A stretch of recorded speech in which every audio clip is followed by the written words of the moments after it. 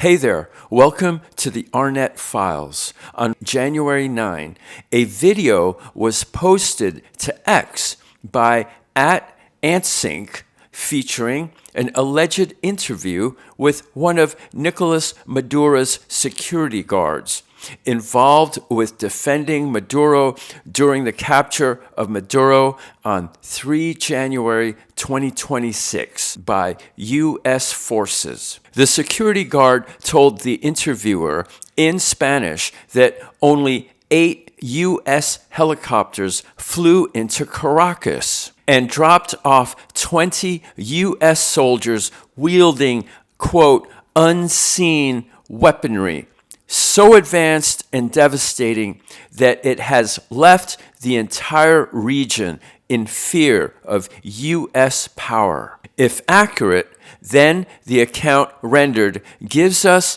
a chilling view into our current military capabilities and a glimpse into how warfare will be conducted in the near future. It is a different ball game, folks. Buckle up, because it's going to be a bumpy ride. The weaponry discussed in the video goes far beyond explosives and guns. They include possible use of seismic weapons, DEWs, HPMs, weather modification, and much more. Hola amigos, ¿cómo están? Escuchemos al líder del 23 de enero. Esto es verdad, ¿oíste? Van a hacer todo eso, bueno, ¿qué más nos queda? Ya no tenemos opción, ¿no? Tienen más tecnología, mucho más armamento, no estamos preparados. Aquí hoy estaba la gente regresando los fusiles que se entregaron voluntariamente. La gente no quiere saber nada, la gente no quiere combatir, la gente no quiere, fue bastante feo lo que se vivió en Caracas. A security guard that was protecting Maduro has spoken, and you got to hear what he said. It's in Spanish, but I'll translate. Also, Trump announced that, the cartels, they're going after him in Mexico.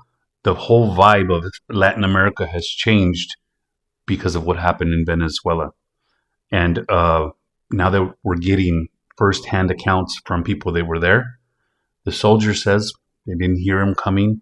He says the Americans had technology superior to anything they've ever seen. The security guard claims that on the day of the operation, he and the other guards didn't hear anything coming. Then all their radar shut down with no explanation. The next thing they saw were drones approaching, many drones filling up the sky above them. They were stunned and didn't know how to react. When asked by the interviewer what happened during the main attack, the guard stated that after the drones, the helicopters came, but only a few, quote, barely 8 helicopters. From those helicopters dropped soldiers, but again, a small number, around 20. However, these soldiers were, quote, technologically very advanced. They didn't look like anything we've fought against before, end quote. The interviewer asked how the battle went down,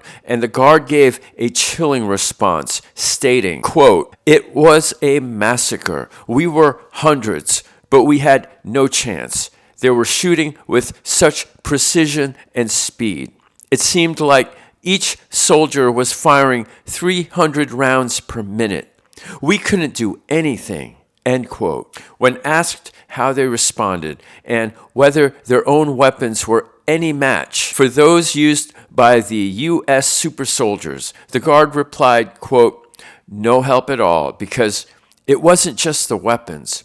At one point, they launched something. I don't know how to describe it. It was like a very intense sound wave.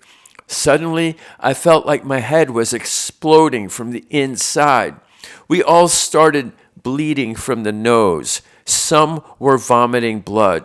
We fell to the ground, unable to move, end quote. The guard described how his comrades, hundreds of Maduro's security forces, fell without any significant resistance. The U.S. killed hundreds of men without taking one casualty. They had no way to compete with the technology the U.S. were wielding, stating, quote, "I swear, I've never seen anything like it. We couldn't even stand up after that sonic weapon or whatever it was," end quote. When asked about how this will affect the region, the guard replied, quote, "I'm sending a warning to anyone who thinks they can fight the United States. They have no idea what they're capable of. After what I saw, I never want to be on the other side of that again. They're not to be messed with," end quote. The guard describes how word is spreading fast down in Latin America. Quote, "No one wants to go through what we went through," he said. "Now everyone thinks twice."